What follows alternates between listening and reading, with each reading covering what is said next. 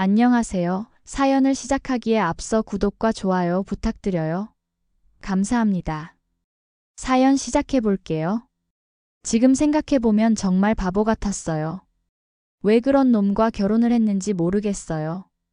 하지만 그때는 몰랐죠. 사람의 진짜 모습은 결혼을 해봐야 알 수 있다는 말이 이렇게 현실적일 줄은 몰랐어요. 저희가 결혼할 때 부모님께서 정말 많은 도움을 주셨어요. 아버지께서 건강이 좋지 않으셔서 공기 좋은 곳으로 이사를 가시면서 기존에 살던 집을 저희에게 주신 거였어요. 50평대의 넓은 집이었는데 신혼집으로 쓰라고 인테리어까지 완전히 새로 해주셨죠. 저희 부모님이 평생 모아서 마련한 집이었는데 딸이 결혼한다고 그 소중한 집을 선뜻 내주셨던 거예요. 그때는 정말 감사했어요. 남편도 고마워했고요. 처음에는 말이에요. 여보, 장인어른 장모님이 이렇게 큰 집을 주시다니. 정말 감사하다. 평생 잘할게. 그런 말을 했었는데 지금 생각해보면 그때부터 계산이 시작된 것 같아요. 자기 것이 된 줄 알았나 봐요. 결혼 초기에는 그래도 괜찮았어요. 신혼의 달콤함이랄까요? 하지만 한 달, 두 달 지나면서 조금씩 이상한 일들이 시작됐죠. 먼저 시어머니 문제였어요. 시어머니는 혼자 사시는데 노후 준비가 전혀 되어 있지 않으셨어요.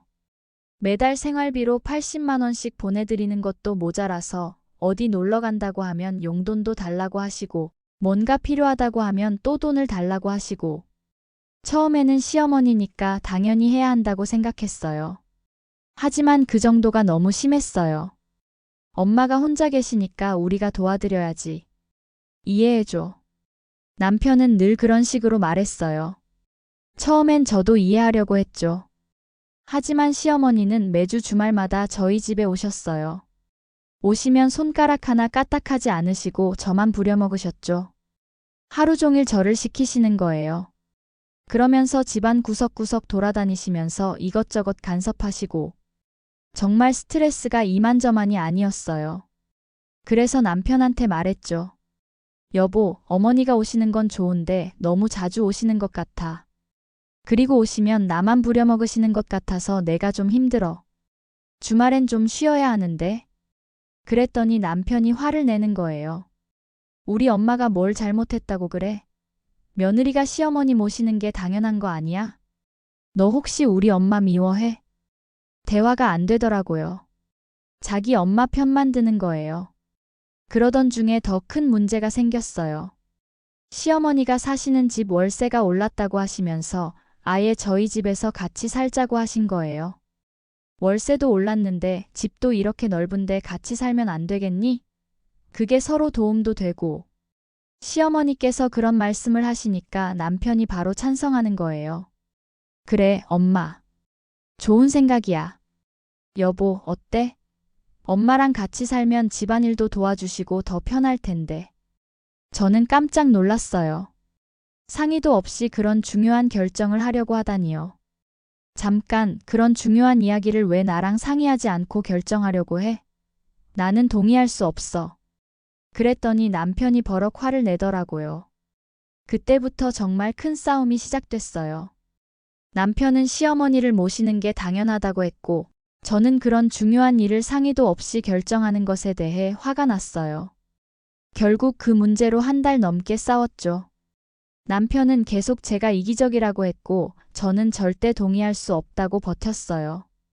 다행히 그때는 시어머니께서 월세를 올려주면서 일단락됐지만 그때부터 저희 사이에 금이 가기 시작했어요. 가족에 대한 가치관이 이렇게 다를 줄은 몰랐거든요. 그런데 그것도 잠깐이었어요. 더 큰 문제가 생겼거든요. 결혼한 지 8개월쯤 됐을 때였어요. 어느 날 남편이 갑자기 시누이가 이혼했다고 말하더라고요. 처음에는 안 됐다고 생각했어요. 그런데 남편이 지금 살고 있는 집이 너무 좁아서 힘들다고 하면서 잠깐 저희 집에서 지내면 어떻겠냐고 제안하는 거예요. 저는 정말 어이가 없었어요. 또 상의도 없이 그런 중요한 결정을 하려고 하다니요. 남편은 가족끼리 서로 도와야 한다고 했고 좁은 집에서 힘들게 사는 동생이 불쌍하지 않냐고 했어요. 이게 상의가 필요한 일이냐며 화를 내더라고요. 결국 그렇게 시누이와 조카가 저희 집으로 들어왔어요. 남편이 워낙 강하게 나오는 바람에 저도 어쩔 수 없이 받아들일 수밖에 없었죠. 처음에는 정말 잠깐일 줄 알았어요. 한두 달 정도. 하지만 시간이 지나도 나갈 기미가 전혀 보이지 않더라고요. 오히려 점점 편해하시는 것 같았어요. 시누이는 집안일을 전혀 하지 않았어요. 본인 방 정리도 안 하고 설거지도 안 하고 빨래도 안 하고 모든 걸 저에게 맡기는 거예요. 남편은 오히려 동생이 일하느라 힘드니까 제가 좀 더 도와달라고 하더라고요. 정말 어이가 없었어요. 제 입장은 전혀 생각하지 않는 거예요. 그리고 한 달이 지나고 두 달이 지나도 나갈 기미가 보이지 않으니까 저도 답답해졌어요. 언제쯤 나갈 예정이냐고 물어봤더니 아직 집을 못 구했다고 하면서 좀 더 기다려달라고 하더라고요. 왜 그렇게 재촉하냐며 지금 힘든 상황인데 이해해달라고만 하는 거예요. 제 입장은 전혀 생각하지 않고요. 그러던 어느 날 정말 어이없는 일이 일어났어요. 남편이 갑자기 저희 집에서 다 같이 살면 어떻겠냐고 제안하는 거예요. 시누이도 집 구하기 힘들어하고 시어머니도 혼자 계시니까. 이 집이 넓으니까 다 같이 살면 좋을 것 같다고 하더라고요. 저는 정말 기가 막혔어요. 시어머니까지 같이 살자고? 갑자기 또 무슨 소리냐고 했더니 가족끼리 같이 사는 게 뭐가 이상하냐며 서로 도와가면서 살면 된다고 하는 거예요. 같이 살면 시어머니가 집안일도 도와주시고 더 편할 거라고 하더라고요. 시어머니도 그렇게 말씀하셨다면서요. 정말 어이가 없었어요. 시어머니가 집안일을 도와주신다고? 지금까지 한 번도 도와주신 적이 없는데 말이에요. 오시면 저만 부려먹으시는데요. 남편은 시어머니가 언제 저를 부려먹었냐며 며느리가 시어머니 챙기는 게 당연한 거라고 하더라고요. 그때 정말 깨달았어요. 이 사람과는 더 이상 살 수 없다고요. 대화가 전혀 안 되고 자기 가족들 편만 들고 제 입장은 전혀 이해하려고 하지 않는다는 걸요. 가장 결정적이었던 건 남편이 한 말이었어요. 결혼해서 살면 이 집도 공동 소유인데 내 동생이랑 엄마가 못 올 때야. 내 가족들이 같이 살겠다는데 왜 반대해? 그 순간 정말 화가 머리끝까지 났어요. 공동 소유라고? 이 집이 어떻게 생긴 집인데? 공동 소유라고? 이 집이 누구 집인데? 우리 부모님이 평생 모아서 산 집을 우리 결혼한다고 주신 건데 그게 공동 소유야? 결혼했으면 공동 소유지. 법적으로도 그래. 정말 어이가 없었어요. 제 부모님이 주신 집을 자기 것인 양 행동하다니요. 그날 밤 정말 많은 생각을 했어요. 지난 시간들을 돌이켜보니까 남편의 진짜 모습이 보이더라고요. 매달 시어머니께 80만 원씩 보내는 것도 모자라서 시어머니가 뭔가 필요하다고 하면 또 돈을 드리고. 그런데 그 돈이 다 어디서 나오는 건지 생각해보니까 제가 번 돈도 포함되어 있는 거잖아요. 그리고 시댁 일이라면 눈을 뒤집고 다 갖다 바치는 거예요. 제 의견은 전혀 묻지도 않고요. 특히 기억에 남는 게 남편이 사업을 하고 싶다고 했을 때였어요.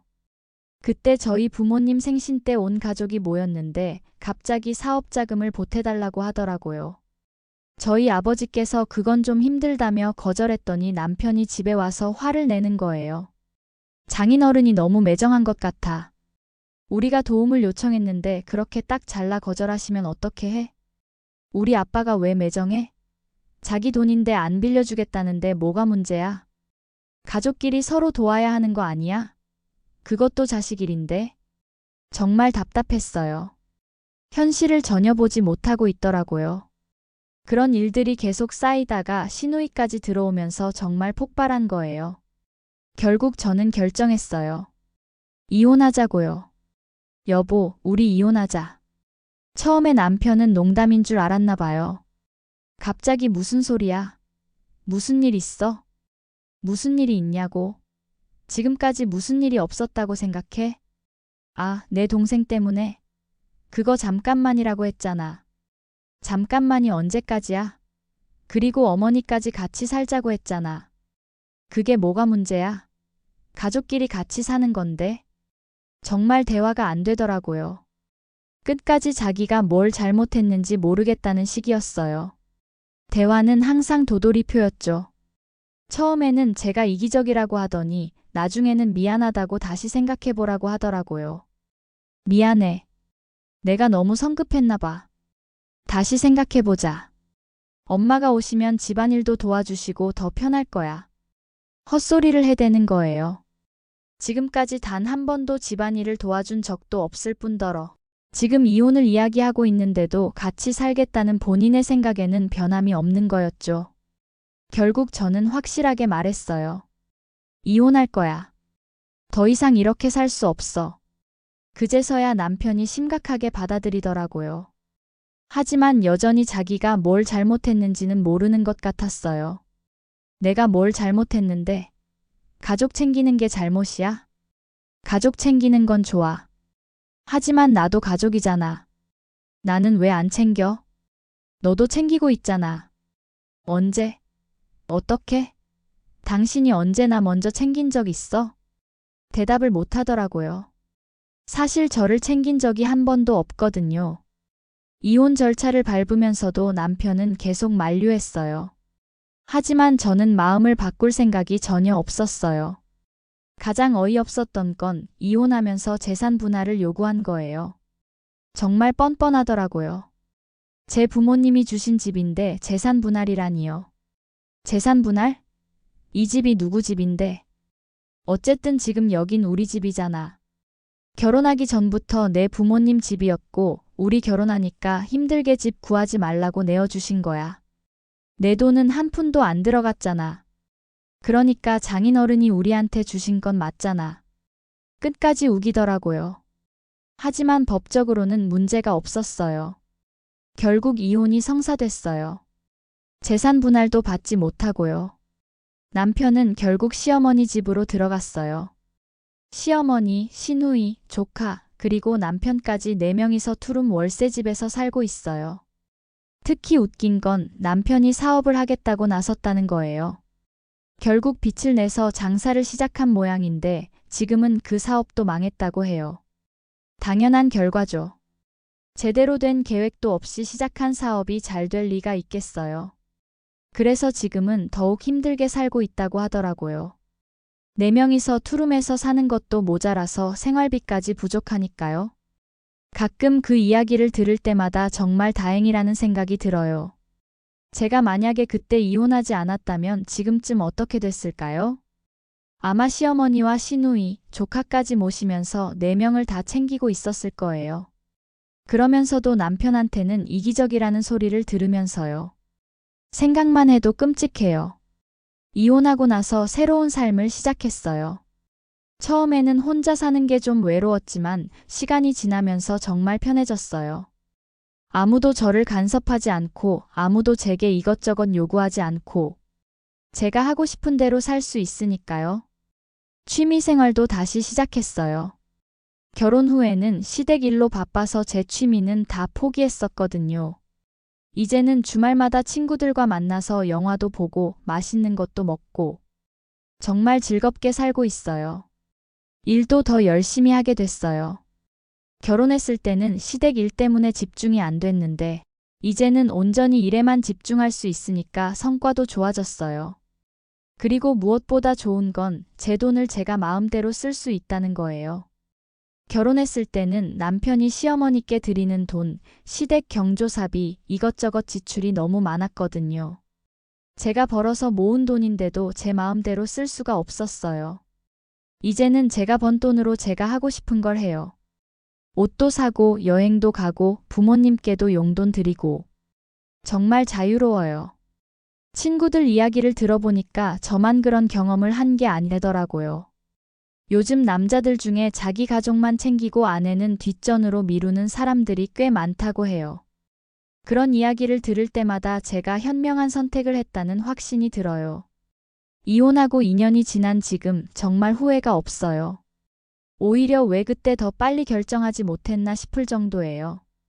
이혼하고 나서 깨달은 게 하나 더 있어요. 여자도 경제적으로 독립해야 한다는 거예요. 제가 이혼을 결심할 수 있었던 이유 중 하나가 경제적으로 독립할 수 있었기 때문이에요. 만약 제가 전업주부였다면 아마 참고 살았을지도 몰라요. 돈이 모든 걸 해결해 주는 건 아니지만 적어도 선택의 자유는 줄 수 있거든요. 제가 그런 선택을 할 수 있었던 것도 제 직업이 있었기 때문이에요. 이제는 정말 자유롭고 행복한 삶을 살고 있어요. 예전에는 상상도 못했던 평화로운 일상이에요.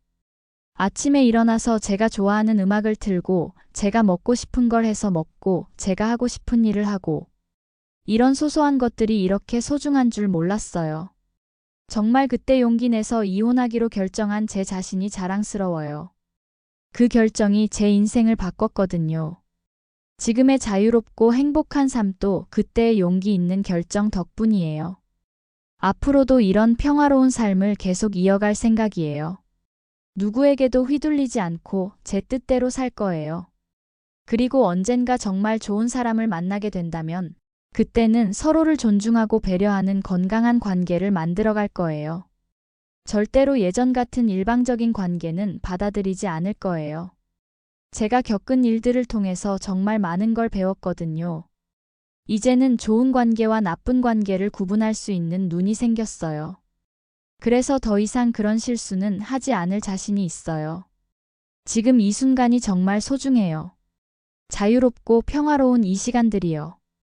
예전에는 이런 평범한 일상이 얼마나 소중한지 몰랐는데 힘든 시간을 겪고 나니까 이런 평범함이 얼마나 귀한지 알게 됐어요. 매일매일이 감사하고 행복해요. 정말로요. 이혼은 끝이 아니라 새로운 시작이었어요. 더 나은 삶으로 가는 관문이었던 거죠. 그때 그 힘든 결정을 내린 제 자신에게 정말 고맙다고 말하고 싶어요. 덕분에 지금 이렇게 행복하게 살 수 있으니까요. 제 긴 이야기를 끝까지 들어주셔서 감사합니다. 구독과 좋아요, 알림 설정까지 잊지 마세요.